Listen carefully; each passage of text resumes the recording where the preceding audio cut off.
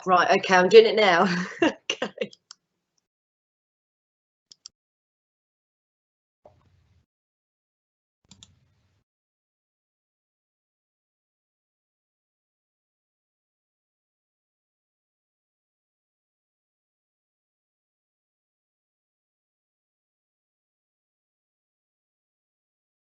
Well, for people who are just joining us, we're just a couple of minutes away, I think, from officially starting. But as usual, the early bird gets the coffee that's still slightly warm in a mug that says "Your music to my ears." Is that your favourite mug, Will? It is actually one of my favourite mugs, and I'll tell you why it's one of my favourite mugs. You probably can't see this over the camera, but the rim isn't particularly thick, which improves the taste of your drink. For anyone who, you know, similar to doing wine drinking, if you do it through a thinner rimmed cup, you get to take more oxygen in when you drink, which improves the flavour inside your mouth. Look, that's tip number one for, you know, going cloud native. Get yourself a good cup and it'll make all your coffee taste better. Assuming it is coffee in there, is it? It's not wine. Yeah. No. I realised that we're in the afternoon, so you know that does put us closer to being 1 o'clock. But I'm already too excited and don't want to push it too much.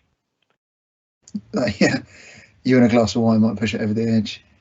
If I disappear out of the back of the presentation that I'm doing, like brilliant. I do have a stool as well, like next to me, that I can change chairs if I wanted to, and the stool goes a lot higher than my chair, so I could appear to be like a giant. But it doesn't help because my screen is down here, and it'd be weird if I presented everything like that. Although the interesting thing is, no one knows how tall I am online. This is true. This is true. Are you able to see how many people are joined? I can't see. I don't think on the. Yeah, I also don't see it because I'm a presenter, not a producer. Okay. So we'll give it a couple of minutes for others to join, and then we'll get started.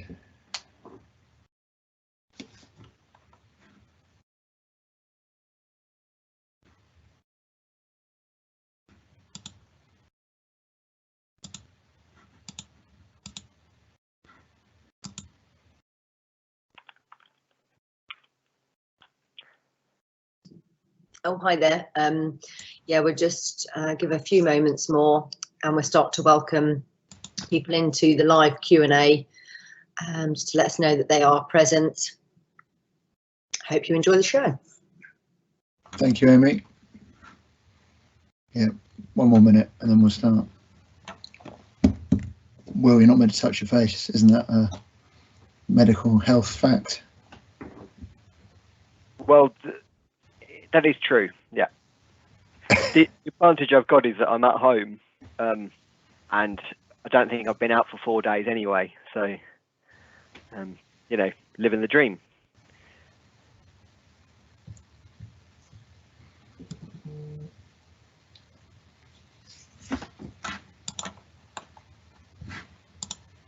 Right, I think let's get started, shall we?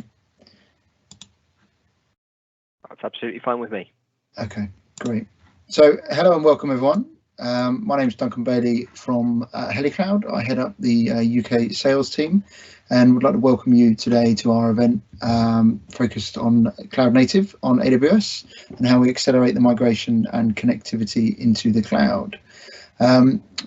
With the sort of ever-changing climate at the moment, we've decided to move this from a face-to-face meeting, as you probably saw from the original invites, to our first ever live event. So please bear with us as we work through any bugs and as we go, but we'd really welcome your feedback at the end, just to see if there's any changes that we need to make in the future, as we'll hopefully be planning to run a few more of these in the near future.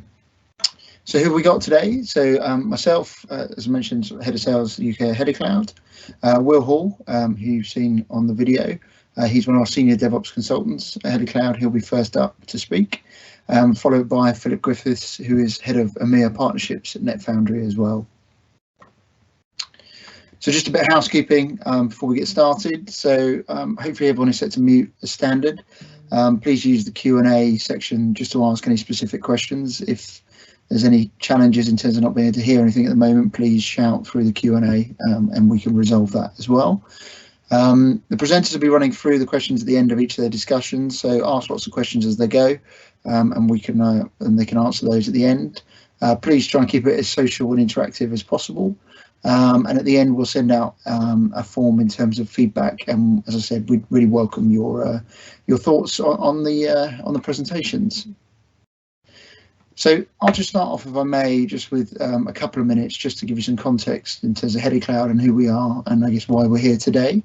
So only a couple of slides from me, but really HeleCloud as a business, we are a AWS cloud consultancy and managed service business, purely focused on AWS. Our CEO is someone called Dob Todorov. Dob was employee number 5 at AWS in EMEA and was responsible for the solution security and solution architecture practice, and went on to be CTO for public sector. He then went on to form HeleCloud following 4 or 5 years after that, and HeleCloud's been running for 4 years now. And really so we do a number of things, but really it's enablement of customers into AWS. So whether that's business case creation through to initial tooling and cloud center of excellence, through to modernization of applications, so taking legacy apps and moving them into a CI/CD immutable infrastructure type fashion, with a continual view of security and compliance. It sort of forms part of everything that we do within AWS, and moving security to the left where possible. And then finally, once services are running up on AWS, we're then able to provide an ongoing operational governance and managed service as well. So a few facts about us. So we're currently an advanced consulting partner, but imminently working towards becoming a premier consulting partner. The 2 core competencies that we have, and I guess in AWS's words, what we're famous for is security and DevOps, and hopefully some of the DevOps competencies and security actually will come through from Will's presentation today. The other thing to mention, we're a real strategic relationship with HashiCorp today. HashiCorp are the people that make Terraform and Vault and Console and other products, and we actually act as their implementation partner on their behalf. So where a customer, HSBC or others, comes to HashiCorp and asks for help around Terraform, that's when they bring us in and we do that piece for them. So it's a good external validation really of what our DevOps capability illustrates as well. Final piece from me, and then I'll pass over to Will, but just I guess next level of detail, sort of as I alluded to, of where we get involved in the journey for our customers. And that can be anything from this initial business case creation, the skilling up of Cloud Center of Excellence in line with sort of DevOps maturity assessments as well, to helping customers on that path into becoming more agile and following a DevOps path, including the initial setup of AWS from landing zone and ensuring accounts and security and guardrails are in place. And then we really take one of 2 paths. So it's either our preference, which is cloud native, where we're helping customers move their apps in a CI/CD container AMI type approach, or where customers need to get out of certain data centers and certain timelines, there's the mass migration approach as well. And as I mentioned previously, it then falls into operational readiness and handover. I think the differentiator for us is it's really around understanding customers' operating model and what's appropriate. So a lot of customers are very keen to keep that IP and knowledge in-house, and where we can help support them in that and sort of augment their existing teams and knowledge, we would come in and deliver that as jointly as one team together. So at this point, so what I'll do now is I'll pass over to Will, and Will will step into his slides. If I stop presenting, Will.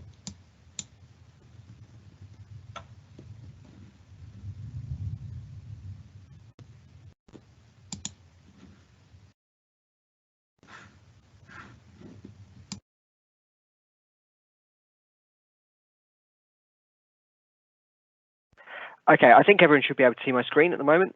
So I will keep going with what I have.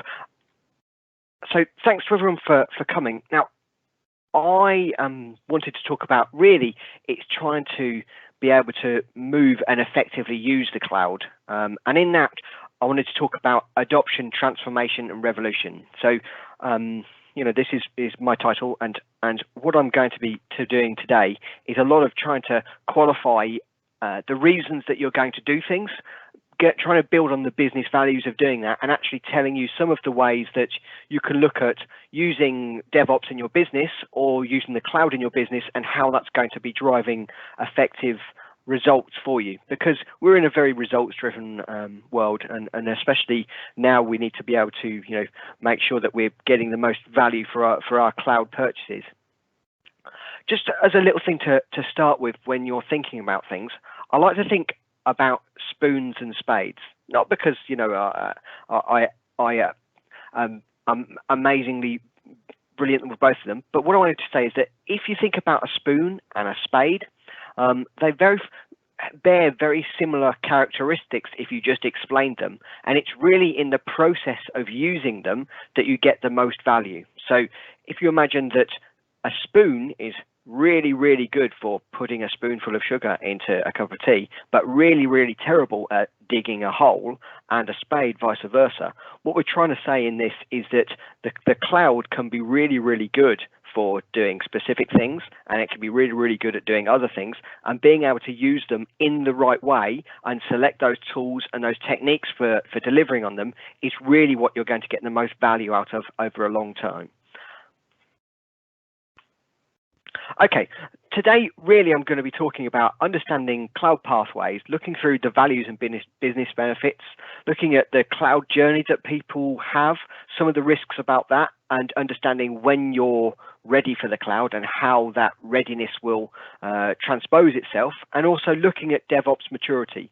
And the reason that I'm looking at DevOps is not only because I'm involved with it, but I think that DevOps has very much become the instrument to deploy the cloud to businesses, and I'll go on to talk a bit more about that.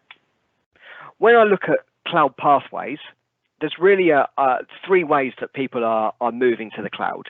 They're moving with adoption, transformation, or revolution. We can look at adoption as really being re-implementing what they already have, on-prem or in a colo facility. So we're kind of just lifting what people have and shifting it to the cloud. So we get the benefits of being able to change our OPEX and CAPEX, but realistically, we're still running virtual machines. We're doing, infrastructure as a service. And DevOps is kind of trying to deliver that down towards being in the cloud.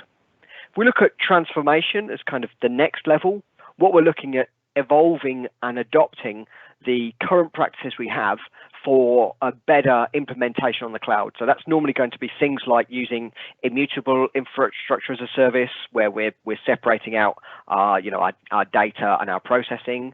We might be looking at platforms as a service, whether that's for databases or emails, or potentially we can use marketing software and things like that. We're also looking at containers. And the reason that this is kind of adopting and evolving things is that it doesn't take a fundamental change of the application service to necessarily run platforms as a service. If you're running a database in Postgres, you can move that database to running it in Postgres inside AWS in RDS, and that's a very similar operation. You've still got your Postgres database. You're just having to change some of the operations that you previously achieved. And really what that's doing is, we're implementing some DevOps factors in there, and there's a small amount of refactoring and rewriting, but it's not as significant as if we look at the revolution piece. And that's really where we're starting to rewrite the rules and the implementation of our software and solutions to actually use cloud native tools. So for me, the ideal illustration of a cloud native tool would be something like serverless, where we're actually starting to deliver a lot of different benefits, and it's something that just does not exist on premise in the same capacity. And so really what we're doing is rewriting and re-implementing, refactoring our entire estate to be able to use these tools and really start to get then a massive benefit out of using the cloud. Now, all of these things can benefit from using the cloud, but they start to be able to deliver even more values and benefits and longer term changes that really start to drive, not only cultural changes, but also the ability to innovate and adopt going forwards. So what I'd say I'm going to separate these out, and hopefully I've made these as clear as possible. My tip one is, when moving to the cloud, you need to first thing, understand your workload and try and start to segment your projects so that you're able to understand which pathway is going to be applicable for each one. There is not a single pathway, probably, that is going to be applicable for each of your projects and workloads. And I can suggest to you that if you're writing things in JavaScript today, you are quite close to probably being able to move things to being cloud native. Whereas if you are writing, an SAP implementation in ABAP and you've got a lot of extensions, you're going to do a lot more probably of lifting and shifting that, because the change is going to be too significant for rewriting and refactoring. So tip one, understand what you actually have. So looking at the change balance that we have to occupy, we can think of the risks, the rewards, and the impacts that we have, and that's really thinking about what we have in terms of as goals for the project. We have to manage certain amounts of our risk, and that's something that we balance every day with all the changes that we make, all the decisions that we make. We're balancing risk all of the time. We can look at rewards, and normally when I think of rewards, I'm thinking about money and time, and for the majority of cases, money and time are directly related, because you are paying people for the achievement of some part of the project. And then the longer term one I think about is being impact. And impact is something that actually has more of a fundamental change on how you can be operating. So whether that's that you can now implement greater integrations between your teams, or you can start to accept that it's going to be driving greater amounts of value towards you. That impact is something that you should be seeing 6 months, 2 years, 5 years later after changing how you're working in the cloud. So what I'd say is, from that part, when you start moving to the cloud, you need to be able to choose the proof of concept, these first projects, these initial ideas, very carefully. And I think that it's a balancing act between going for the right projects and going for the right teams. So you have to build in that the teams are able to communicate internally really well. And they also need to have an amount of resilience and be able to be trusted to make those decisions about delivering onto the cloud, which is a challenging position for some people to be in. So you need to make sure, if you want success, that you choose those teams in the right way and those projects that can deliver on the success that you're wanting to find. If we look at the core business values that we're going to be deriving from getting this, number one is going to be, innovation. So innovation was very much a buzzword of, a couple of years ago when I was dealing with a lot of businesses that were like, we want to be able to innovate. We need to find ways to innovate to keep us delivering, customer value all the time. And in terms of IT terms, that's really become, a reduction in cycle time in kind of a processing idea, so that we're able to deliver features, bug fixes, and improvements quicker to our end solutions. We can also look at it being a greater agility to scale, and a greater availability to do change with what we have. So we are actually driving a massive alteration in the potential for our success.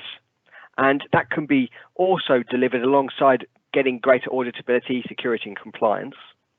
And for the team side, we're looking at improving the overall team knowledge and also the retention and attraction of new talent. And that's particularly prescient in larger organizations where we are admittedly in competition for really good talent to be able to run things on the cloud. So being able to build your team knowledge and also retain and attract new talent is going to be an important factor of your success going forwards.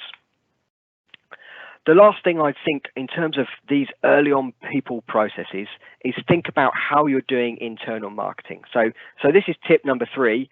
Tell other people what you're doing and when it's successful, and also when it's a failure and you have got a significant learning out of it. And that actually starts to drive not only a greater amount of confidence from the business, but a greater amount of interest. Now, I think that this is something that's often overlooked when people go and do really, really successful ideas with regards to building products on the cloud, and they fail to tell the rest of the teams about just how good that solution has been and how much it's been able to deliver change to them. You know, in personal examples, I've worked on projects where we've improved their CI process, and that's reduced, you know, the total wait time by a minute for every build that they're running, and that minute has been 5,000 builds a month, and so that's 5,000 minutes that we're actually delivering back into people's times to be able to change this. So think about how you can do internal marketing of what your successes are. This is I guess Duncan's already introduced me. This is my name. I'm a DevOps consultant. I'm also a GitLab hero and a Docker community leader. That's me on Twitter, and that's my LinkedIn, and that's a picture of my face. You can probably already see my face. I've got slightly longer hair now. So when we think of people on a cloud journey, I think it's nice to understand that there's a time and a value axis that we're delivering things. We start out with this proof of concept, and we drive things through really to the end that there is no end to where we're going, but we are driving things through to get towards, you know, optimization and reinvention towards the end. What we're normally finding when we work with people is that at the start of a project, you need help to understand how your teams are working, how your projects are set up, and what tools you already have to be able to understand how ready you're able to move to the cloud with particular parts. So doing some kind of adoption framework has been really good for the customers that we've worked with. And it's about, you know, building that proof of concept and then getting some test and development workloads.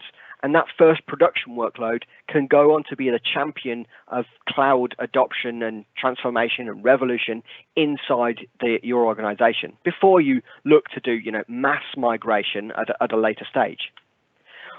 This kind of the migration framework, so as previous to the adoption framework, then starts to build on the successes that you've already had and say, well, we can also group these kind of projects together and say, well, we're going to be able to move these in a similar operational method as we have moved our POC or some of our early workloads.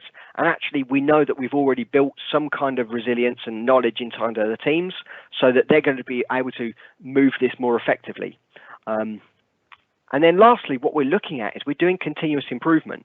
So just because it has moved doesn't mean that there isn't a better way of running it.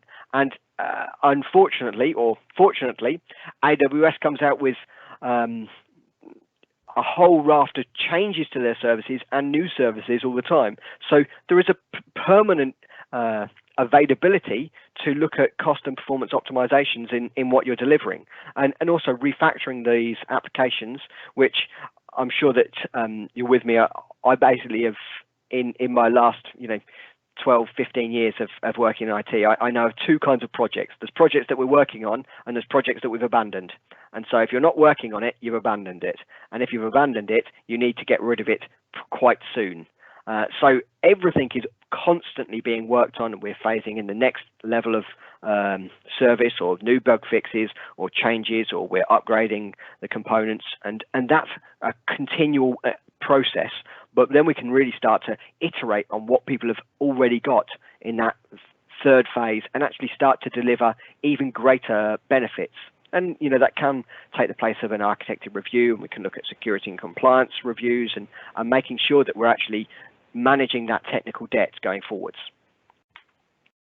So really the risks with going to the cloud are numerous, but they are also kind of structured against where you are in terms of that delivery of migration. Because if your proof of concept doesn't really have a strategy, you just say, here's a credit card, go and spend some money on AWS for whatever pet project you think you have.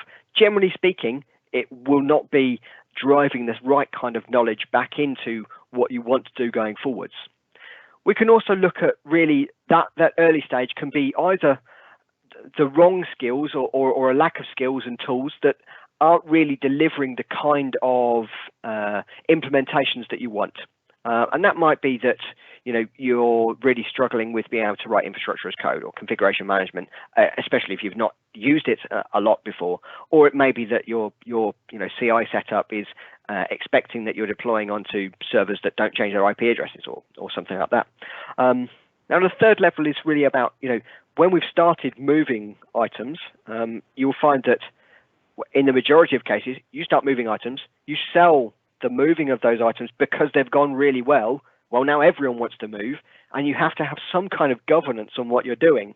So I know that certainly HeleCloud is brought into a lot of projects where people have gone, oh yeah, we've got loads and loads of stuff in the cloud. In fact, we don't know how much stuff we've even got left in the cloud because we've lost all track of, you know, the management of that piece. So that might be, you know, implementing landing zones as an idea for doing kind of account management. It might be running an overall tagging strategy to be able to manage that and looking at, you know, how we can mitigate problems with complexity and security at the next level of actually delivering a lot more structure to how people are running things, because these structures are not abandoned because you've moved to the cloud. In many ways, you are just adopting new ways of structuring the workloads that you have. The two big areas we've then got with items is that we look at shadow IT. So we've got people who've gone out with their credit cards. This is at least something that I experienced quite a lot in larger organizations is you would have a globally distributed workforce that would go out and purchase software, and then that software would be run on someone's AWS account. And that's really a challenging place to be, because in shadow IT, you might not even know that it exists. And when you know that it exists, well, what are we going to do with it now? So we want to try and mitigate that by getting people with an overarching cloud strategy and also getting them the right skills so they're building in the right way and to the right rules with governance. And then when we're looking towards a later time, you often find that people have escalating costs due to their success, and maybe they might need to re-architect or slightly change the services that they're using, or be able to deliver a greater amount of, you know, financial clarity to what people are delivering at the end. And that really kind of fits into an escalating costs around those two risks. And you can find that there is the great stall, which is really when people do that first migration and they find it challenging, and therefore they kind of lose demand to do it. Maybe they lose a couple of team members and they have no availability to keep pushing this process forwards. And so the cloud never really starts to deliver on those upper levels of value. And it turns out ends up as a poor implementation onto the cloud. And it's not necessarily through any single event, but it can just be that over time people lose the ability to actually drive those changes. And it really leads to, you know, the kind of areas that we operate in, which is just getting people things faster. So we have already done this a bunch of times. I can tell you that there are some tools that are going to be great for you, and there are some tools that are going to be much more challenging to deploy with. There are going to be some projects, like I said earlier, if you're going for JavaScript really works well on the cloud. If you're going for Java, you might have more of a challenge because that often has a much more opinionated stack that it's going to work on. And that can be delivering these things a lot faster. You know, I can go and pick out a load of RDS things and actually start delivering them for you. And I already have lots of infrastructure as code and lots of ideas about how this can be delivered in similar ways. You know, I often talk to people with their software implementations, and the majority of cases are not, they're not unique in the problems they have. They have small variations on common problems. And when you have worked with a lot of these common problems, you can start to actually deliver some idea of solutions for it. So we get that kind of faster adoption. And it's really about driving faster time to value, whether that's through teaching and training, or being able to augment your teams, or being able to give you frameworks to be able to best work with the cloud. They're all valid ways of being able to deliver that. And part of this for me is about delivering DevOps maturity. So I have had a role in DevOps for quite some time now. I think my first time that I got called a DevOps engineer was probably about 5 or 6 years ago. And I didn't really understand what that meant at the time, because I was doing software and I was doing systems administration, and I did software and systems administration, and then I wrote a load of pipelines because I set up the CI/CD systems, and I started to write things in Ansible. This was maybe 6 years ago, actually, still, and I was like, well, I'm going to automate all of these things because we're delivering the same thing over and over again. I want to be able to deliver these changes.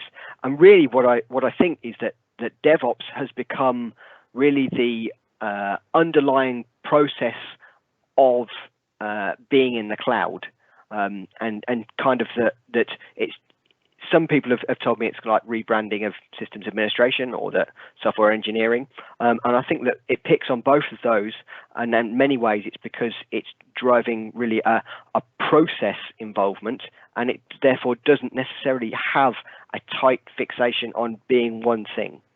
When we're thinking of DevOps theories, we're really looking at process improvement. We're delivering that process improvement through making everything as code. And when we've got everything as code, we want to automate everything. And then when we automate it, we are delivering visibility and understanding to others. You get transparency, you get auditability of those changes. And so it's all driven by that process improvement model, but that we are delivering it through code and automation, and that is going to get visibility to people. Really, when I talk to people about what I think the techniques are, it's actually that the common DevOps roles, I think, are actually techniques of DevOps. So continuous integration delivery is a technique to deliver that automation of the pieces that you've written. Infrastructure as code and configuration management is a technique to be able to deliver it. It's not a distinctly different way of running it. It's adding in these changes to be able to do it. Testing and release management, containerization, cloud native, and cloud as an operating system sounds like a really it's a big term, but I think that DevOps has become big in terms of what the expectations are, and that's something that I certainly work a lot on. Monitoring and error management. Please leave a message. Unknown participant is now joining. Okay. Sorry, carry on. I suddenly thought, oh my goodness, I've just phoned someone and I haven't been talking Unknown for the last participant is now exiting. Oh, okay. Carry on, Will. Sorry. Yeah, and then at the bottom we've got compliance and policy as code and DevSecOps, where really we're taking those process improvements and trying to bring them to security, and that's really what that area is.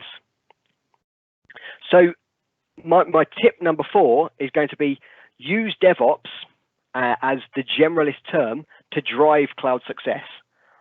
It can be used as a great driver, and it can also be used as a great way of being able to extend what your team's capabilities and knowledge are. And so you could almost say, well, how are we going to run optimally in the cloud? Well, we're going to have DevOps. What does DevOps mean? Well, DevOps is going to be the process improvement that we're driving. And then we can start talking about the techniques that you're going to use. I like to talk about DevOps maturity, and in HeleCloud we have a DevOps maturity assessment, and really that starts to look at the practices that people are running and looking through the teams that are structured and how they're integrating with people, reviewing the current techniques and the roadmap of those techniques. If we are not running infrastructure provisioning as code at the moment with Terraform, we are just running things with Chef. Well, that's great. Are you going to get to a point in the next 6 months where that's going to happen? Because I can really start to be able to deliver even more value then. It's then about understanding the tools that you're going to need to fit the roadmap, and also highlighting the business values and the measures of success. So this is kind of what normally happens in our maturity assessment. And if you look at these kind of techniques that we have, and you can think of these as general journeys that people often go through with implementing them, you'll be able to see that they're all complementary. So as a starting place, people might start with something similar to this, where they have the ability to build and test with continuous integration, and they have some configuration management, but they've not really, moved that on to being able to deploy infrastructure. Maybe they've got some, Docker proof of concepts, and they have something for doing log management. But really, what we'd be looking to do over time in empowerment is moving them. So you used to be able to build and test things. Well, now we're going to be able to do environment creation, and we're going to use a process to build our infrastructure. So that might be infrastructure that still is not immutable, but it at least is putting a process behind it. And now, while we've got a process behind it, we have a way to do our containers build and release process. So we're actually moving up that part of our journey in terms of containers and cloud native. And because we've got our containers being built and released in a process, well, now we can actually do release management, and we can look at saying how we're going to do that. And you can see that some of these areas are really complementary with delivering an overall, DevOps journey. And we can look at moving this even further. So we could say, well, we're going to, the next phase, we're going to do continuous delivery. So we're actually moving to immutable infrastructure, and every change that we push is going to go through our changes and actually deliver that at the end. And we have immutable infrastructure.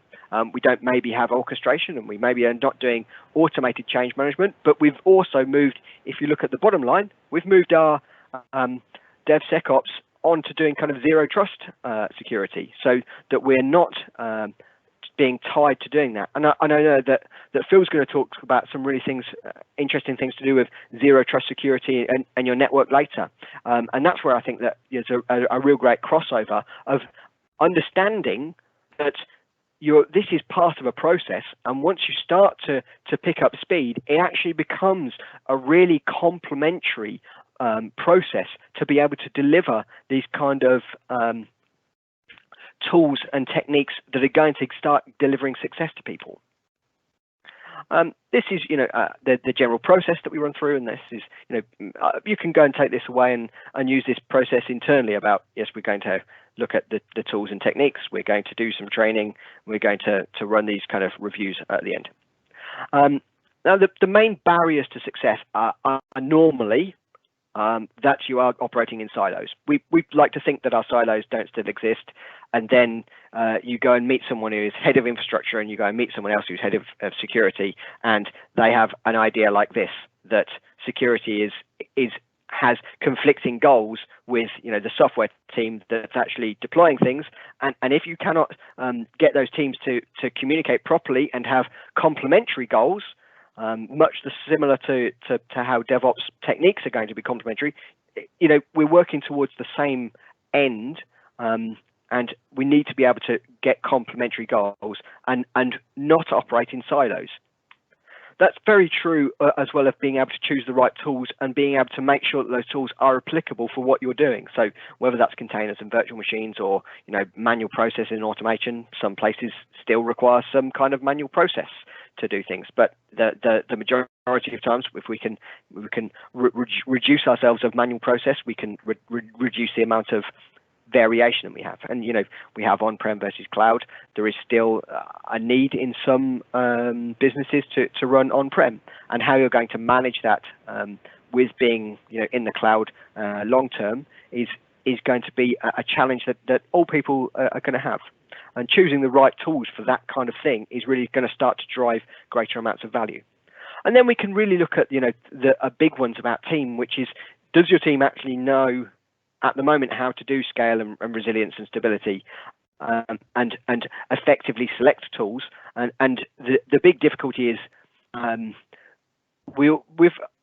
think that people have this idea of having a gut instinct, and really a gut instinct doesn't exist in isolation, but it's a collection of the skills and experiences that you've had in the past to try to make a judgment about what you think is going to be the best thing going forwards. And it's very difficult to build that if you haven't already had knowledge and experience of these challenges, and having to build out these kind of resilient, stable and scalable solutions. So tip 5 that I'd say is try and understand your risks, whether that's team-based risks, tool-based risks. It's trying to understand them, accept them, and then address them. If you can't accept that there are problems, then it's going to be really hard to try and address those problems. If you don't know where your problems are going to be, then it's also really hard to try and mitigate them, because they're going to be the ones that bite you when you're trying to have Christmas dinner or something. And so trying to understand them, accept them, and address them is a really important part for adoption.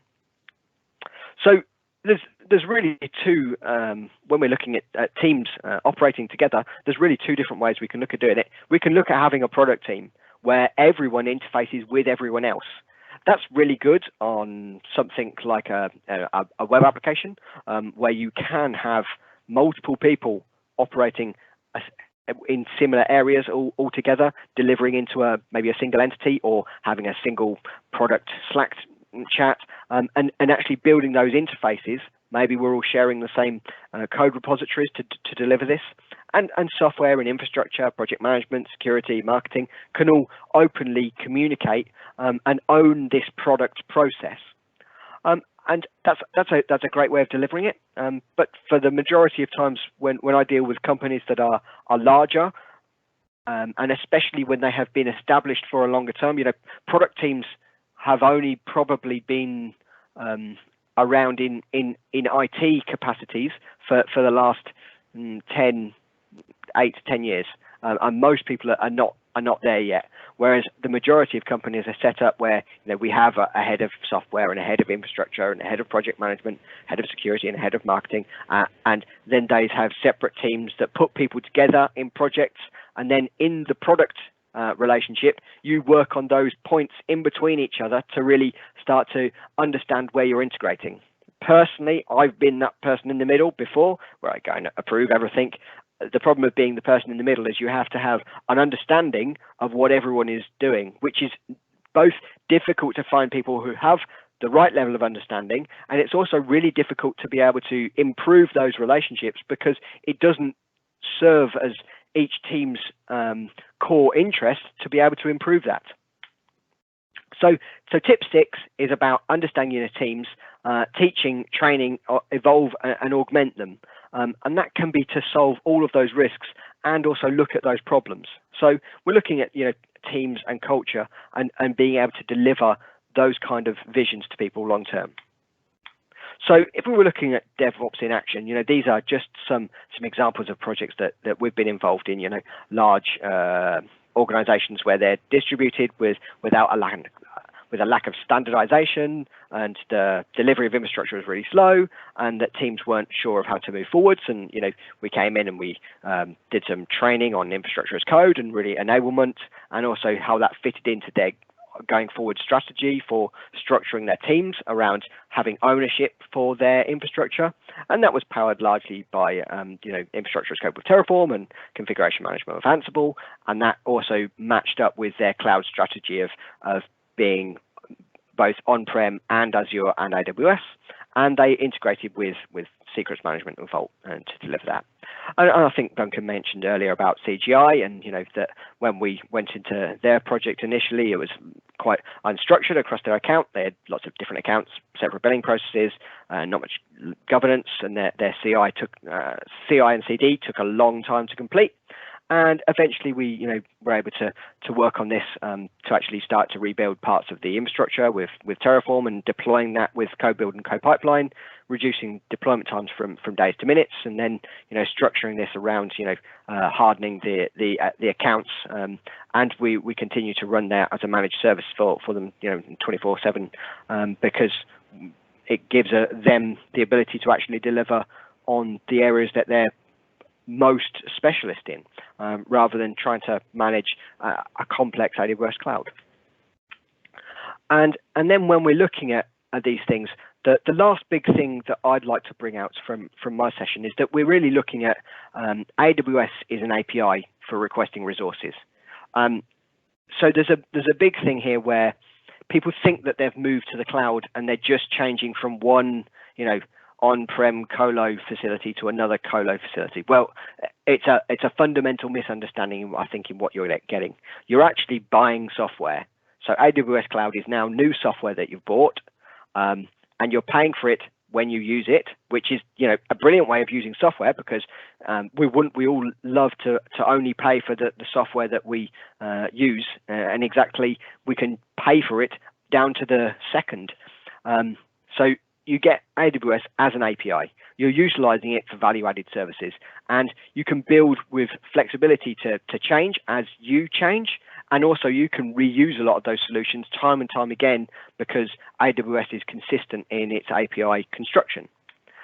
And it's because the cloud is really now the operating system. So when we're augmenting parts of our applications, we can do it with platforms as a service and really start to consume those services as part of our application. So they are not a separate part of what we do, they are part of what we do. We are storing our logs in S3. S3 is also being storage of our objects that we are using. This is storing our logs. We're then pulling things out of S3 and processing those logs. So tip 7 that I'm going to run is really that the cloud and all your software are just all software. And there is no separation between software and software. It is just more software. So when you're using AWS and you're using it effectively, it is just more software that you have consumed. You have not purchased any hardware. It is entirely software based. You know, we're looking at things for doing pipeline-based automation, and I can certainly get across to people these in separate calls, but I don't want to focus too much on this part now. But, you know, we look at pipeline-based automation for delivering things in CI/CD, and we're securing it all. So everything is secured as DevSecOps. And then when we're looking at CI/CD tools, you know, we've got ones that integrate with version control systems like GitLab CI, Bitbucket pipelines, GitHub Actions. We've got ones on our cloud platforms, which are co-build and co-pipeline, or, you know, Azure DevOps. And then we have ones that are kind of external to that. So there are separate systems. If we're honest about my preferences, I go for the version control system and the cloud platforms well before I go to the external items, mainly because it's just less integration points for me, but they all serve as useful ways of being able to use CI/CD. If we're looking at something like infrastructure as code, what we're looking is building in this reproducibility, disposability, consistency, and that change is easy, cheap, and repeatable. And when we get there, we find that actually now we can do versioning of our infrastructure, and we can tie our infrastructure changes directly to issues, and we can issue change logs for the infrastructure that we're changing. And we can now audit the changes that we've done to understand long-term how we are changing as a business, as applications, as infrastructure. And it builds in that idea that our infrastructure is now repeatable, stable, secure, and visible. So we're actually delivering a lot more value than we initially expected, I think would be the term. This is the real long-term impacts that we get. We're looking at infrastructure and configuration management tools. 95% of the projects I do are using Terraform. I'm not saying that CloudFormation is a bad tool. I think that Terraform is better. You get a lot greater reusability. I think the testing is better, and also you can use it to configure services at a different level to what you can use in CloudFormation. But there is, you know, AWS CloudFormation and resource management, and then configuration management. You know, I've highlighted Ansible because that's the one I use most. Chef and Puppet are agent based, and they're also good. And we can think of configuration management as largely configuring our virtual machines to how we want to run. And so those two can run in tandem for delivering the kinds of infrastructure you want. And then the last thing I'm kind of talking about is about DevSecOps. And one of the things I think is really exciting about this is we start to be able to build in greater amounts of security to what we're doing. So, you know, when you're building in greater amounts of security, suddenly we're starting to answer a lot of the problems of our future security posture. And we start to be able to embed secure principles into our workflows. So we're not having to, you know, think of security as a reactive thing, but we can do it as a proactive thing, and we can make sure that our applications are ready for the changes that are going to come, the vulnerabilities and threats that are approaching us, how our networks are being changed going forwards. And I know Phil's got a really great piece on really the explosive growth of people's networks and to all different places that we really need software solutions to go forwards and resolve some of those problems for us. And we can look at, running things with policy as code. So we're actually turning our policies and compliance into automatable objects that will work time and time and time again. And we can then start to be able to guarantee certain levels of security for the services we're operating. Guarantee is a very difficult word, but we can look at provisioning secure software solutions that are exactly up to the policies that we have defined. So my last kind of bits are that for pretty much everyone, you are going to the cloud. It is a bit like saying you're going to not write software anymore. You're going to be on the cloud. Some of what you do is already on the cloud, even if you think you're probably already all on-prem, because you're probably using some email servers somewhere, or you're using Teams today, which is a service that you're using. So we need to be able to find those values that you're going to tie yourself to, whether that's innovation, cycle time, agility, security, and compliance, or all of those kind of aspects. You're going to have to build teams. And your teams are going to have to be able to adopt changing methods and techniques to be able to go forwards. And I think the big advantage is that IT is actually an industry that has to change all the time. We have almost an inbuilt expectation of change, and we need to build those interfaces and structures between us. We can also look at selecting the right tools between what we do and deliver those tools through DevOps maturity. And then we can build acceleration on the end. So the last thing I wanted to touch on is just recapping those tips. And I almost felt like I could just resolve it as a few words. So we've got number one is start out with understanding. Number two is move on to choice. Number three is to market internally. So really become your own salespeople. Number four would be to use DevOps.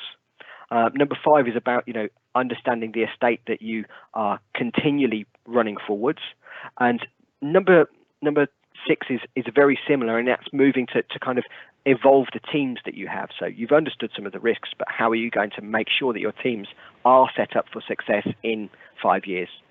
And number seven, I think, really plays well into what I know Phil's going to talk a little bit about, and I don't want to give any takeaways too early on. Or was it reveal what's behind the curtain too early? But really, when we start to think of the cloud is software, your software is software, and I think that Phil's got a really great piece about how your network can also be delivered as part of software, and that's really starting to give us a lot greater value for being able to manage all of our aspects of cloud success through software and start to deliver really on the true values that people want to get. So that's going to be it from me today. I'm going to look through the chat bit and get back to people's questions, and hopefully that's going to give you a lot of good things going forwards. If you have any questions, then that is my email address. I'm not hiding my email address. Contact me. I will try and set up time to discuss something with you, say like 15 minutes in the next couple of days if possible. And we've got Duncan and Alex as well for sales related questions as well. So yeah, I'm going to pass back to Duncan now, and thank you all very much for your time. Thank you, Will. That was great. Very insightful. Just I guess for everyone listening, if you have got any questions, if you can just click through to the chat function and send those through, and Will can pick those up. As he said, I'm not sure we've got any waiting at the moment, but yeah, if you've got any and would like to ask Will immediate questions, fire those across, and Will can start to look at those. Otherwise, send him an email and set up a 15-minute session with him. So moving on from that, I'd now like to introduce Phillip Griffiths, who is head of partnerships in EMEA for NetFoundry. And NetFoundry is a very interesting and topical company, I guess, at the moment, with their ability to provide connectivity remotely into customers and also into sites of customers as well. I won't go into the full detail. Phil will go through that shortly, but yeah, it ties in very nicely to cloud native and what Will was going through previously. So over to brilliant. Thanks a lot, Duncan. So yes, I'm going to hopefully try to dovetail a very interesting conversation into what Will was going over. So how we move into doing more cloud native on AWS, how to accelerate migration in a topic that a lot of people don't think about at first, but very quickly experience how painful it can be. As Will was alluding to, the problem that we see is that over the last 10 years, 20 years, everything has moved into a hyper-distributed realm. You know, Salesforce came along in 1999 and said, you don't need to own the app, have SaaS. And then AWS came along and said, you don't need to own a data center, have IaaS. And the net effect is we've had the biggest transformation in IT for a long time, you know, since mainframes, of applications being, you know, centralized into the cloud, but the result of that is actually, you know, hyper distribution. You know, whether you're in AWS Ireland or London or Frankfurt or Singapore, or, you know, potentially also you have some stuff on premise. Maybe you've got stuff in hybrid cloud deployments. You know, that's just in terms of application hosting. You've also got the side of how applications are being consumed. You know, as Duncan was alluding to, every organization is now going, oh yeah, how do we enable everyone to work from home? There are some unique capabilities within AWS which you can't use from home, which I'll cover later. And fundamentally, it's solving the challenge that, you know, the cloud providers have themselves. I won't say which cloud, but, you know, one of the clouds that, you know, a statistic for 2018 was that 35% of their calls that they had coming into their help desk were related to networks and VPNs. And, you know, it took 3 days for them to work out it was the customer's VPN and they needed to fix it themselves. So, you know, this all comes from the origin of cloud computing, the kind of the journey that the AWS have been on themselves.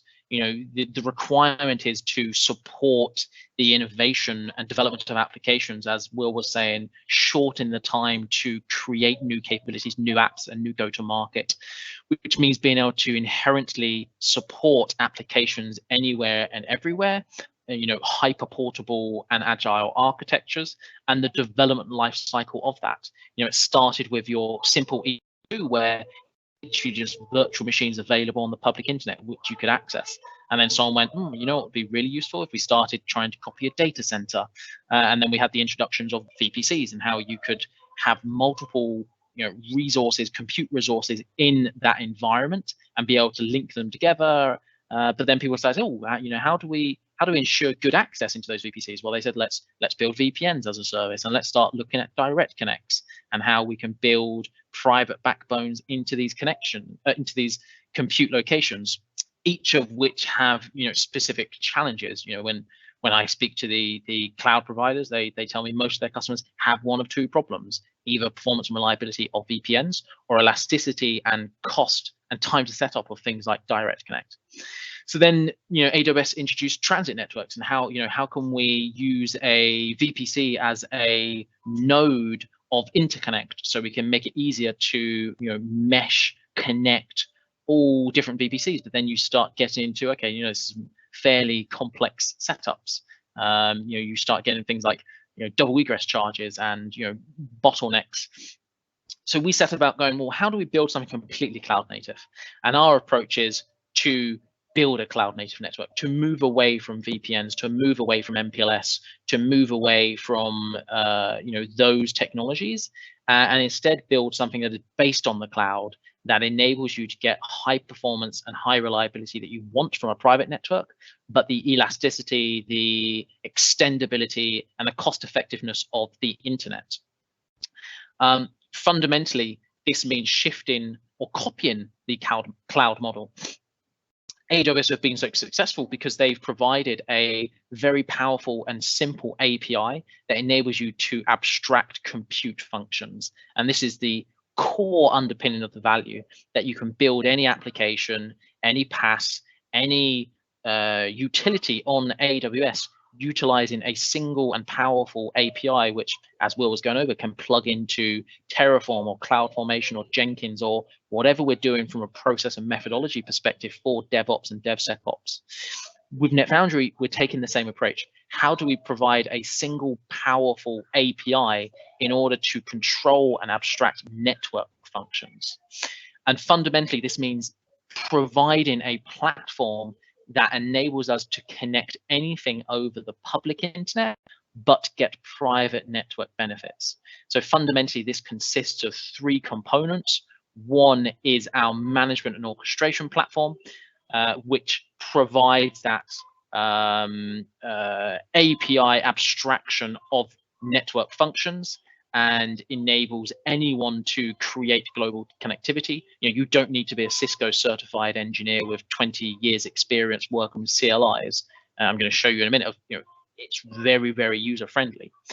Number 2 is our edge and how we embed or connect things either on the client side or the server side, utilizing just software. No hardware to be shipped, no hardware to be procured and managed. Instead, it's just a software image that sits in a virtual machine in your VPC, your transit gateway, your application, your virtual machine, your branch, your laptop, your mobile, your IoT gateway. It doesn't matter. It loads on the operating system of something, and that enables you to connect. And then finally, our fabric. If you go to most network providers, they say, come onto my backbone, come onto my layer 1 to 3 connectivity. And fundamentally, that is not cloud native.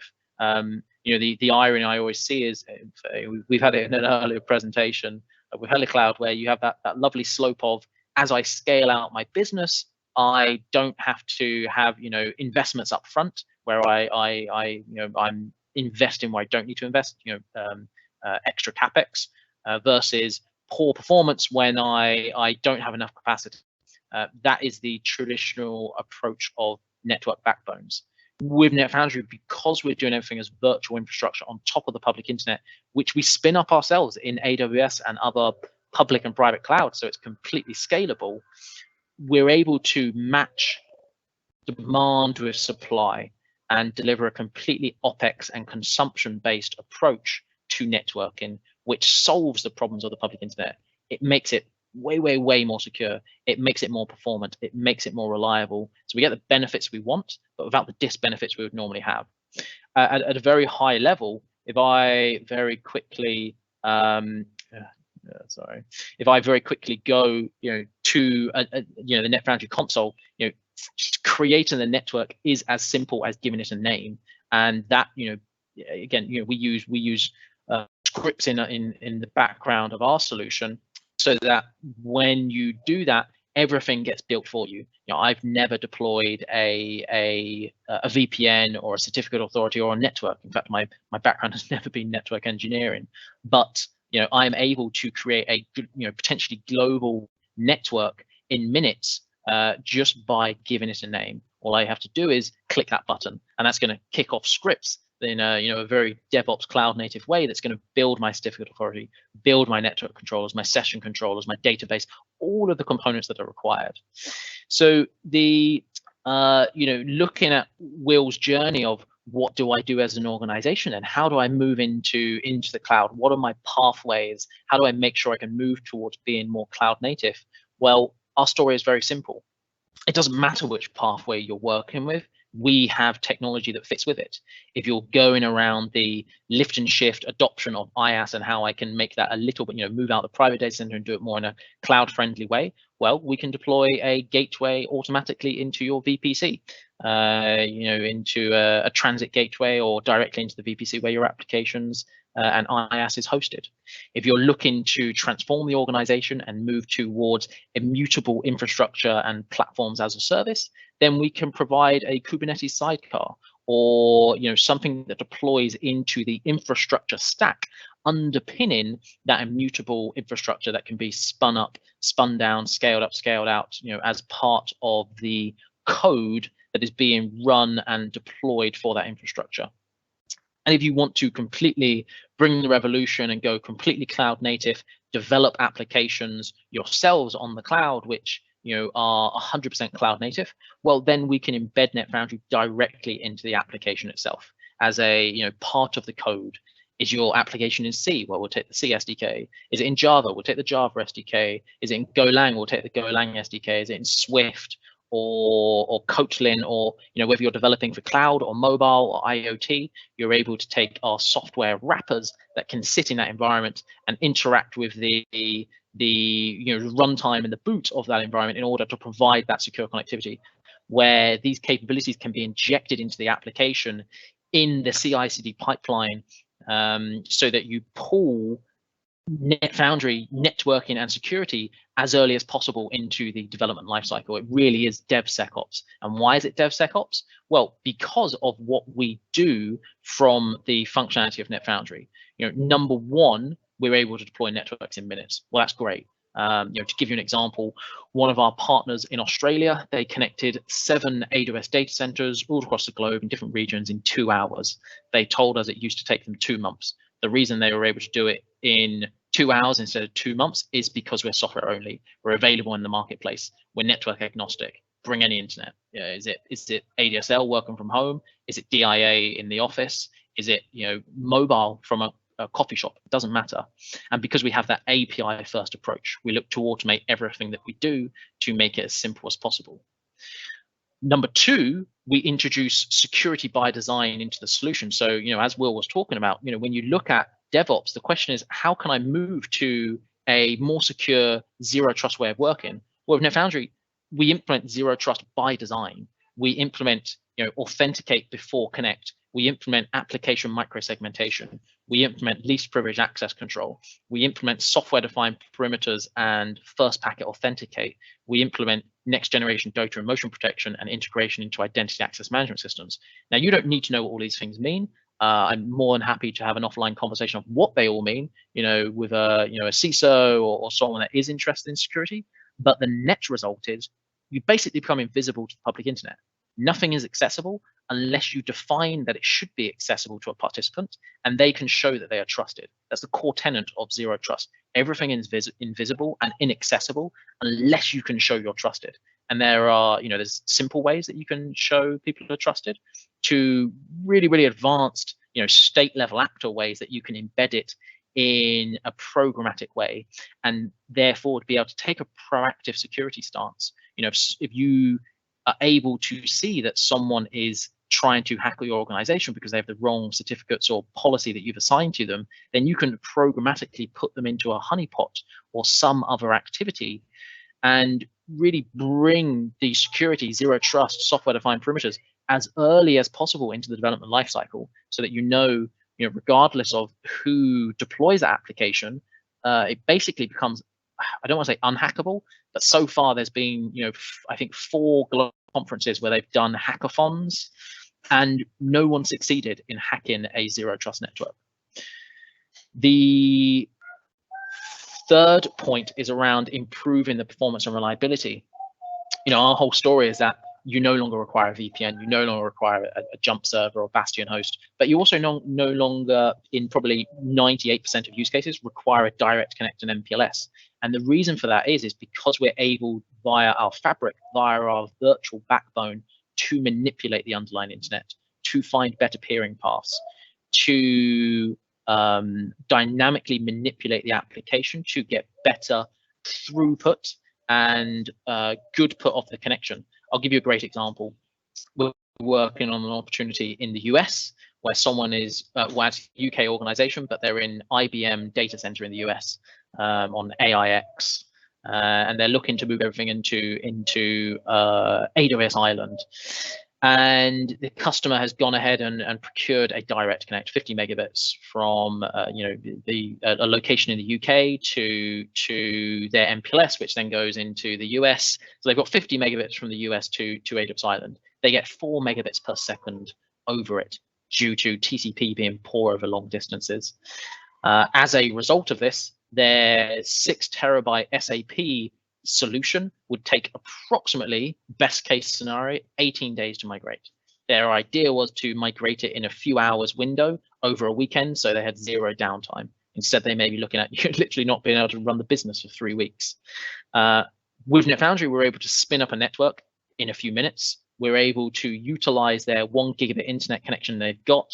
We're able to make sure they've got a much higher level of utilization of that, because we fix the problem of TCP over long haul, because we're able to find better paths on the internet, because we're able to manipulate that, and therefore give them the higher performance than the direct connect in this use case.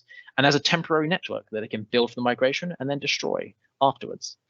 And finally, bring in a very simple approach. Because we're so automated and orchestrated, because we're abstracting away that complexity, you can create networks on demand. You can have a massive cost saving versus that traditional network approach of MPLS and direct connect. We can connect anything from IoT to applications to devices themselves, so that when coronavirus hits, actually all of a sudden you can let everyone work from home, because it's no problem to spin up NetFoundry onto their laptops. We had a customer come to us last Sunday who, because they're in the Middle East, they work on Sunday, so unfortunately I do, and they said we need 1,000 users across 2,000 devices to have access yesterday. The same day we spun up an environment. It took a day because they had to get a virtual machine in their data center, their on-premise one, and that took several hours because their processes aren't as quick as the cloud. That's why everyone moves to the cloud. The next 2 days tested it and said, yep, we're happy with this solution, and then we rolled out to a few thousand users. Super simple. And that really takes us into the point where we have networking and security that is made by developers for developers. Networking and security is no longer a blocker to innovation within the business. Developers can now control the network. You don't have to go to a telco. You don't have to be constrained by it. You don't have to be limited by it. Instead, we can push a lot of innovation very quickly. And this means for the business, and that's always the core bit, link it back to what it means to the business. We can drive quicker reinvention. We can drive new use cases. We can get things to market quicker because we know they can be developed incredibly securely and without having to wait for months for networks to be changed, for networks to be set up, for VPNs to be configured, for firewalls to be adjusted. Instead, we can just throw it into a production environment and know that it works great. It means improving the customer or user experience because we can make sure they've got that high performance, high reliability, and high resiliency that you don't necessarily get with the public internet. And particularly, again, at a time where a lot of people are starting to work from home, how do we manage that? It means ensuring we've got, regardless of where we're pushing those applications to and consuming them from, incredibly high, almost state level security just by design in everything that we're doing, so that you're ensuring the high data integrity and compliance of the operation and driving that operational excellence, keeping costs down, shifting to OpEx and based models so that businesses can help to optimize how they operate. If we look at a few quick use cases, one of them, as I kind of mentioned to, is migrations. We've worked with AWS to integrate into CloudEndure. I can share some use cases that we've done with them. And we were starting to do some roadshows, but obviously we're not allowed to travel anywhere. But where from a use case within US to US, we were demonstrating 2 times faster connections than a traditional VPN. The internet's pretty good in the US. You start connecting to other places in the world, the improvement becomes even more better. Another one is how you support customers to connect all of their complex environments, their global WAN, their usages, whether it's this customer, they're connecting some people in call centers, they're connecting some people remotely, they're connecting some of their branches, they're connecting into AWS, they have some other applications in their environment. Their initial use case was, I need to migrate data into AWS. And we said, yeah, sure, spin up a network, just to do your migration. If you like it, cancel your direct connect order. So they used it, they loved it, they cancelled it, and now they started going, oh, where else can we use this in our business? And they've won an award for doing cloud native networking in life insurance from the Singapore Business Review as a result of it. Another one is around secure access to private S3 storage. I don't know how much people on the call know about S3 buckets, but there's 2 types: public S3 buckets, which are addressable on the public internet, HTTPS. You can integrate security, identity or keys to have access, but fundamentally anyone can hit that IP address and potentially find, an attack vector to it. Or You have private S3 buckets, and they sit within your VPC, and they're inaccessible to the public internet. You cannot set up a VPN to a private S3 bucket. You cannot access them normally over the public internet. You have to have a direct connect and an MPLS connection, which means when your users have to work from home, they're no longer accessible, except for if you're using NetFoundry. Because NetFoundry sits in the VPC and it originates traffic as if it's in that VPC environment. We have some customer scenarios where they're like, oh, I need to connect to an AWS environment to some other environment with overlapping IP addresses. Because NetFoundry functions as makes those environments think that they're on the same LAN and that they're not going out over the public internet, effectively we trick the S3 storage into being accessible over the public internet. So you can access it from your laptop, you can access it from your IoT device, you can access it from your tablet or mobile over the public internet, but only to people that you've deemed as trusted in a highly secure way. So it's still invisible to everyone, except for people that you say should have access to it.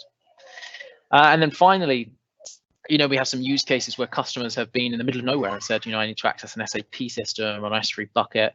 I'm using satellite, I'm using microwave, I'm using mobile, I'm using fixed, and where we've been able to set up NetFoundry in minutes because they just have to download software onto their laptop and to demonstrate much higher levels of performance. In this use case that we did, we saw a 1 gigabit upload to an S3 bucket go from 40 minutes to 2 minutes. It's an extreme example of the middle of Africa, Democratic Republic of Congo, over satellite via Italy to the US. So the opportunity to is huge.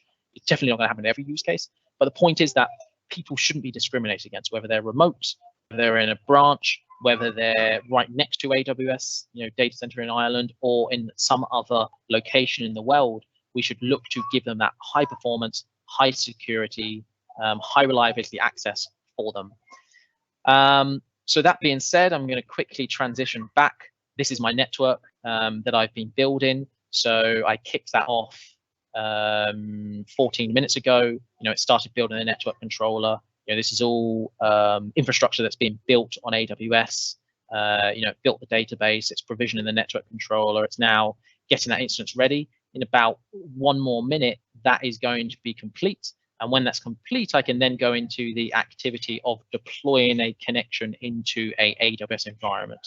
And once that's done, and I build a client for it, I'm able to give access to anyone in the world accessing that environment because they're able to dynamically provision that access. So, for example, this is my NetFoundry client on my laptop. The reason I have access to applications is because someone has said Phillip should have access to these applications. These access rights are pushed dynamically to me as soon as someone sets them in the console. To give, in fact, a really good example, this is a web server that exists on a server in the US, in Colorado, in the basement of a colleague of mine, Nick Fregali. He set this up because he loves developing, and he set up a web server that has demos of NetFoundry. It's got speed tests. You're able to stream some stuff from YouTube to see how we do the security, how we do the agility, how we do the performance improvement. But most interestingly, anyone that is familiar with networking may astutely notice this is a private IP address. The reason I'm able to access this is because NetFoundry is recognizing that I'm trying to hit 10.1.1.3 via the public DNS that I am integrated into, and therefore it's intercepting my traffic when I try to hit this website. It's taking it over the NetFoundry network. It's terminating it in that server that sits in his basement, which is why I have access to it. If I turn my NetFoundry client off, instead my traffic is just going to go to the public internet, and therefore this website is inaccessible to me. Because this is inaccessible to the public internet. It's a private IP address. There's no way to reach it over the public internet. The only way to reach it is via the NetFoundry network from a trusted participant, which I am, because someone has said I should have access to it, and I have a specific key that's being injected into my endpoint as part of the setup process. So, this gives a very general capability of how your web applications can, they become unhackable. you know, as I said, there's been 4 events where they've tried to hack zero trust. The reason you can't, or the reason it's incredibly difficult and no one's demonstrated in a hackathon, is because you get a really high level of security out of the gate. And now we can see that network's been set up. You know, if I go into AWS or in my console, you know, deploying a gateway into AWS, again, it's just as simple as giving it a name. And once I do that name, I select the region. So I'm going to put it into Ireland because that's where I am. I want to create the HA. I click that button, I create it. It's going to create an image. I can either install that myself, or again, I can click a CloudFormation script, which is going to kick off that script in my VPC. It's going to say, please log into your VPC, give me some details. It's going to load all of those configurations for me. The only thing I need to do is SSH into that machine and register the key. And that's basically me saying, I know this endpoint, it should be registered to my network. You know, the next step is to create a client. Exactly the same, you know, same activity where you give it a name and you create that. I'm in the UK, so let's put that Europe West. I create that image, and again, I can either download that from our website, or I can email out the client, whether using, you know, Mac or Windows, or whether you know, we've got Android versions, we've got iOS versions, again, you know, gateways for different environments. You do that activity, you get the NetFoundry client similar to this one, you go through that installation process, it gets a key, because you enter this key in the registration process, and then all you need to do is to create a service which binds those 2 things together. So you could say, for example, I want to be able to access an IP service, let's say, I don't know, SAP on AWS. You know, I select my gateway, I select the IP address of the VM that I should be hitting. You know, I put the port. Again, I'm making up all of these information because I'm not a network engineer or even an engineer of any type. And once I've created that service, I create an app WAN, which ties those 2 activities together, where I basically say, you know, let's call this SAP app WAN. I select my endpoint. Sorry, my user first. Then I select my service, which has been associated to my gateway, and I click create. And that then binds those 2 things together, pushes that configuration out to those end users. So creating access to the public cloud, you know, whether it's a remote user or between clouds, is super simple because you don't have to be a network engineer. You're able to set up these things incredibly quickly. So with that said, I would like to thank everyone for your time and giving that overview of NetFoundry. So I'll hand back over to you, Duncan, and start looking at if there's any questions in the box. Brilliant, Philip. Thank you very much.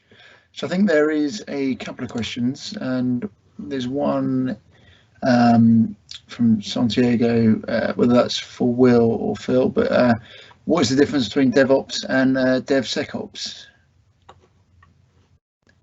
Will, do you want to take that one?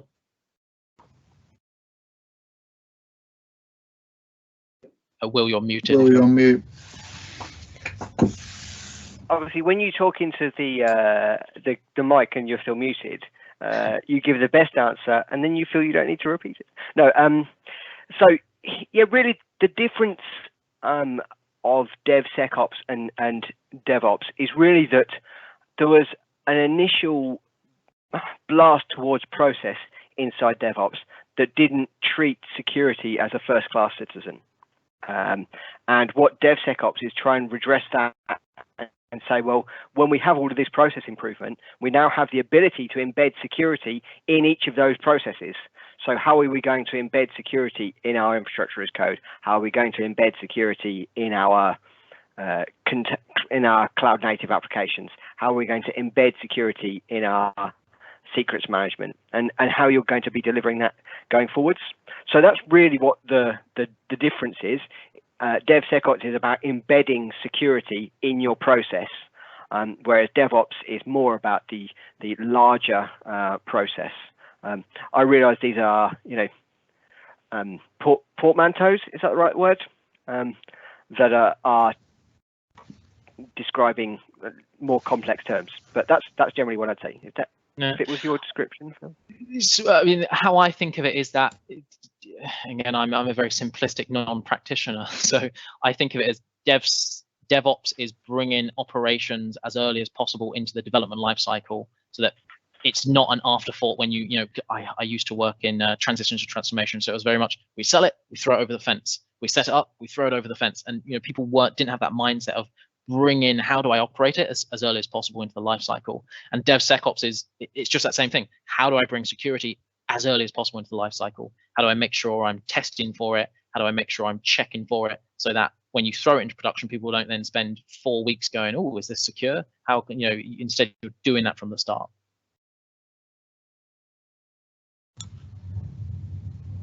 That makes sense to me. I certainly wouldn't say that was simplistic. No, it's a very good description. So I think just in terms of more questions, I think Phil, these are for you probably. There's a couple there around is it VPN service access, and can I see anything? Yeah, so technically yes, it is a virtual private network, but it is not anything like an SSL VPN or IPsec. Basically, yes, we are creating virtual private networks, but unlike VPNs, we are not complicated. You don't need to be Cisco certified. You don't need to go in via CLI. Instead, we're doing everything in a completely cloud native approach. Instead of having a potential attack perimeter, because your VPN has a public IP address, there's been a lot of news around organizations being hacked with VPNs, either via their supply chain, like last year Airbus got hacked. They weren't hacked. Their supply chain, Rolls-Royce and Explio, were attacked, and they jumped over VPN into their environments because it's basically saying, I trust you, let's build a network. There's also been hacks coming out of Iran where they've been targeting VPNs because it gives you a backdoor directly into the environment. By implementing zero trust and software-defined perimeters, you take away a lot of that attack surface. It doesn't matter if you're patching the software or not, because the software doesn't accept your packet in the same way that a VPN does. It just throws it away unless it's expected in a packet. Unlike a VPN, or a VPN limits the amount of data you can send. It deteriorates the data. You get more packet loss. You get more jitter, particularly over long haul. NetFoundry does the opposite. We improve it so you get a better performance and reliability. As mentioned, VPNs have a lot of issues around support and management, whereas our architecture is self-healing and resilient. So you get network as a service in a way that you don't with VPNs. We design ourselves to be application specific, to only intercept the applications that you define that should be done based on IP address or DNS. You can do it flat in the same way of a VPN, to just take everything, take my whole subnet. But our message is that maybe you start like that, but really should be looking at how to go application specific, because it's far more secure in terms of how you do it. And to the next question, no, so natively we build ourselves to be, again, unlike a VPN, which is point-to-point connectivity. So you have to go via some sort of concentrator. With NetFoundry, because we're application specific, you could have an application on AWS, you could have one on GCP, you could have one on Azure, you could have one in a private data center, and them all be accessible from a single endpoint, because they've got different rules that they're going to be routed via using that topology of app WANs. Each application has its own virtual private network, which is segmented away from the public internet, which terminates in the same or a completely different location, so that you can very, very easily do multi-hybrid cloud. In fact, that was the one I was the use case of setting up 2,000 users. 70% of their apps were in the public cloud. No, sorry, 30 and 70% were on premise. So for their users, it's one endpoint, and it gives you access to those apps. And so I feel like Duncan, I don't need to reply on the live Q&A. No, I think you've done a very thorough job there, actually. There's one more that's just come in as well. So network as a service. So if you're transporting my data, and let's just move, transfer my data over your cloud transit, does that mean you can see my data? No, that is correct. So again, core tenant is that you own the infrastructure. So basically, the architecture is there is the internet, and then above that you have the NetFoundry network as a service, and then above that you have your private business network, and then above that you have your logical app WANs, the segmentation per application. That business network we have zero access to. Our data plane is also a dark network. It is, it stores no data. It's, there's no data at rest. It's always in motion. We store no IP address information. We store none of the encryption keys. We store none of the IP addresses. We have no way to backdoor into it and get access to your data. The control plane is just yours. Again, we don't have access to that control plane. You have control over it. And in addition, natively we've built it with its, you get your own certificate authority. But if you want to bring your own certificate authority because you don't even trust our keys, you can do that so that there's an even higher level of security on it. Great, thank you very much. So I think, unless anyone else has got any new questions they want to submit, I think that's the last one actually. So I was going to say we had one about the biggest challenge going forward when transitioning to DevOps or DevSecOps. Okay. Just quickly on that one, I'd say it depends where you are in that process. So if you are early on, it's going to be about selection. If you are late, it's going to be about selection. If you are later on, it's going to be about being able to effectively run them in the cloud. And if you are already effectively running in the cloud, it's how you continue that scale going forward. So it really depends where you are in that process as to what's going to be the most applicable thing. If we look at the start process, we're looking at actually selecting techniques and tools to be able to work on. We're looking at the next part. It's making sure that those tools and techniques are efficient and running as you want. And really the last phase is about making sure your teams are able to continue that for the next 2, 3, 4, 5 years. So depending on where you are, Santiago, is going to be really playing into what the biggest challenges are. I think for a lot of people it is starting and being in the right way going forwards that gives them the greatest benefit. But if you've already started, that's not to say you can't look at changing and adopting. Perfect. Thank you very much. So I think we should double check again. So there was one other that came just up answered licensing, yeah. but I think I answered it. So we're so fast. That's what it is. So efficient between the pair of you. Yeah, it's incredible. Okay, well, I think unless either of you have got anything else you want to add, that's probably it, and we can wrap up here. And thank you very much for everyone attending. And we'd be keen. I think Amy's going to send around comments or feedback forms after this, so we'd definitely be keen to get your opinions and feedback as we look to probably do more of these in the near future, I think. So yeah, thank you very much, everyone. Brilliant. Thank you. Thanks, Ian. Have a great day.